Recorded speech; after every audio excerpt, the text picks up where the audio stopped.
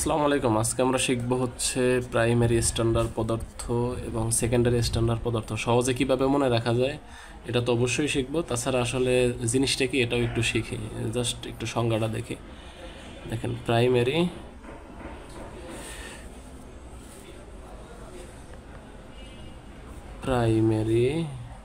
Standard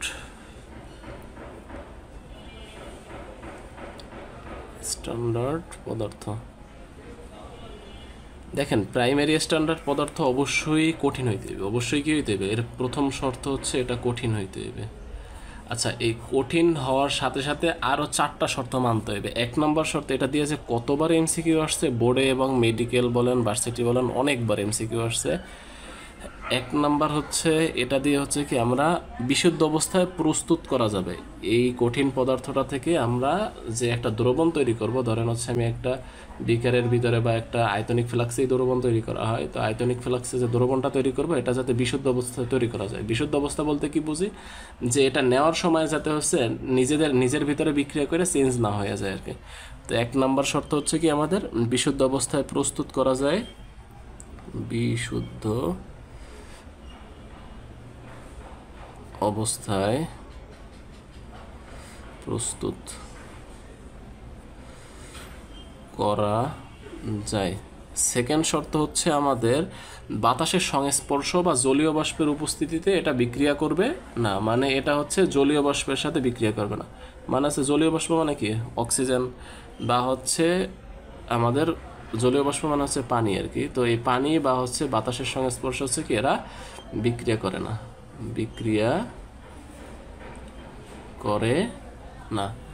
third হচ্ছে কি আমাদের এদের দিয়ে তৈরি করা হচ্ছে যে দ্রবণটা আমি তৈরি করলাম এখানে, এর ঘনমাত্রা দীর্ঘদিন পর্যন্ত অপরিবর্তিত থাকবে, মানে ঘনমাত্রাটা পরিবর্তন হবে না। মানে কি, মানে আপনি একটা যেমন আজকে চিনির শরবত করলেন, কালকে খাওয়ার পর যদি দেখেন তেতো হয়ে যায় তাহলে হচ্ছে এর গুণাগুণ চেঞ্জ হয়ে গেল এমন। তো প্রাইমারি স্ট্যান্ডার্ড পদার্থ তাদেরকেই বলবো যাদের দিয়ে আমরা দ্রবণ তৈরি করলে ধরেন হচ্ছে 6 মাস বা হচ্ছে 3 মাস এরকম হচ্ছে একটা লং ডিউরেশনের জন্য এর কোনো কি হবে না, যে আমাদের ঘনমাত্রার পরিবর্তন হবে না। তার মানে ঘনমাত্রা দীর্ঘদিন অপরিবর্তিত থাকে, অপরিবর্তিত থাকে। আচ্ছা দেখেন, প্রথমেই বললাম প্রাইমারি স্ট্যান্ডার্ড পদার্থ কি কঠিন পদার্থরে আমরা কি করি, মাপি। কি দিয়া মাপি, নিক্তি বা হচ্ছে আমাদের কেমিস্ট্রিতে বলে পলবঙ্গি ব্যালেন্স আর কি। তো পলবঙ্গি ব্যালেন্সে যখন নিবেন, এই পলবঙ্গি ব্যালেন্সের যে আপনার হচ্ছে যার উপরে নিবেন এইটাই যাতে ক্ষতি না করে। এই প্রাইমারি স্ট্যান্ডার্ড পদার্থ যারা, তারা এই যার উপরে নিয়ে মাপা হয় ওই ওজন বা নিক্তির ক্ষয় করে না। তার মানে আমরা বলতে পারি নিক্তি মানে হচ্ছে পালা আর কি, নিক্তির ক্ষয় করে না।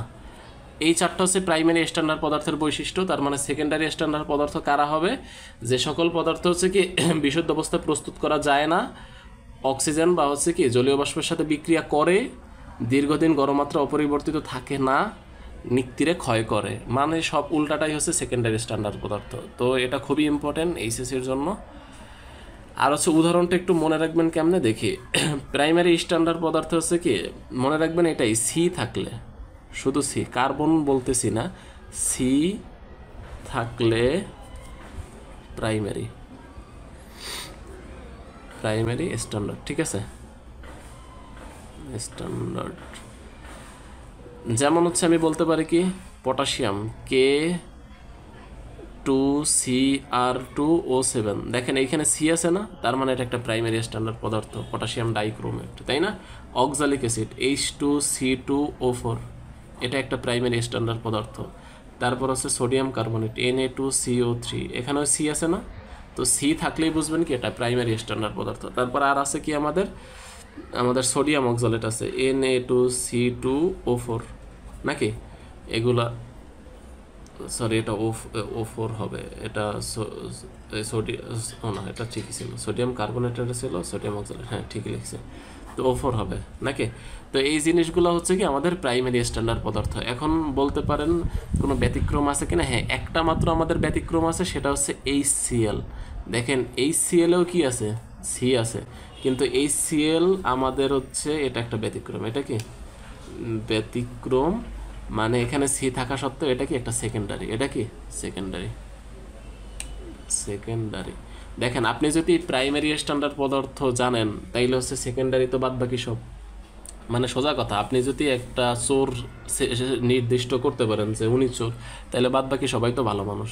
তো এরা সবাই হচ্ছে প্রাইমারি স্ট্যান্ডার্ড পদার্থ। সোজা কথা, সি থাকলেই প্রাইমারি স্ট্যান্ডার্ড পদার্থ, আর সি না থাকলেই কি সেকেন্ডারি, এক্সেপ্ট আমাদের HCl।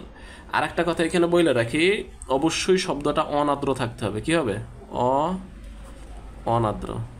অনাদ্র অনাদ্র মানে হচ্ছে কি শুষ্ক অবস্থায় থাকতে হবে। ভেজা অবস্থায় কোনো কিছু কি হয় না, প্রাইমারি স্ট্যান্ডার্ড পদার্থ হয় না। যেমন এই একটা MCQ আসছিল যে অক্সালিক অ্যাসিড, আর্দ্র অক্সালিক অ্যাসিড প্রাইমারি স্ট্যান্ডার্ড পদার্থ কিনা। দেখেন, আর্দ্র মানে ভেজা, আর্দ্র মানে কি ভেজা।